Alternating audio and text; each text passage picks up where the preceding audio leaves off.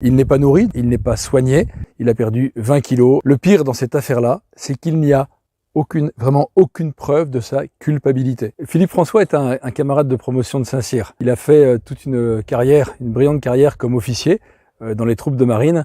Et il est ensuite parti comme entrepreneur dans le civil, comme directeur général dans une entreprise à Madagascar. Au bout d'un certain temps à Madagascar, il a voulu changer d'activité et il s'est associé avec un autre Saint-Cyrien pour développer une activité de commerce dans le domaine aurifère. Ça n'a pas fonctionné parce qu'il y avait beaucoup d'obstacles sur place. Il avait donc décidé de rentrer en France, mais d'autant plus que sa fille se mariait, donc c'était un retour définitif en France qui était programmé en juillet 2021. Sauf que le 20 juillet 2021, au moment d'embarquer dans l'avion, il a été interpellé. Pendant 15 jours, il était en garde à vue, il ne savait pas ce qu'on lui reprochait.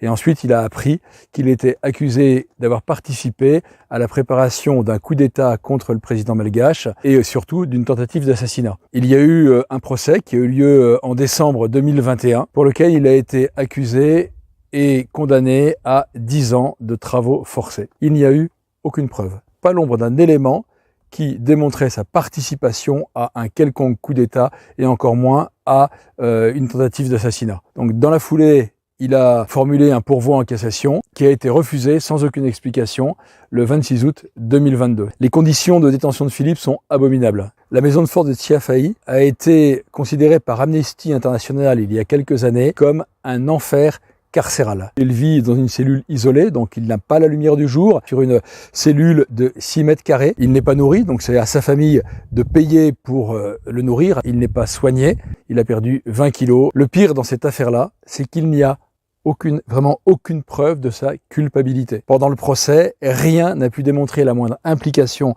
de Philippe dans cette affaire. La seule preuve qu'ils aient réussi à trouver pendant le procès, c'est une clé USB sur laquelle il y avait soi-disant le plan d'opération pour l'élimination du président. Or, la date du fichier sur la clé USB est postérieure à l'arrestation de Philippe. C'est donc complètement ridicule. Un autre point aussi, on avait dit qu'il y avait des informations compromettantes dans son ordinateur, qui a bien évidemment été confisqué au moment de son arrestation. Or, l'ordinateur a disparu. Il ne fait plus partie des preuves. Et tout ce qui était considéré comme preuve a disparu. Donc voilà, on est sur quelque chose qui est complètement blanc.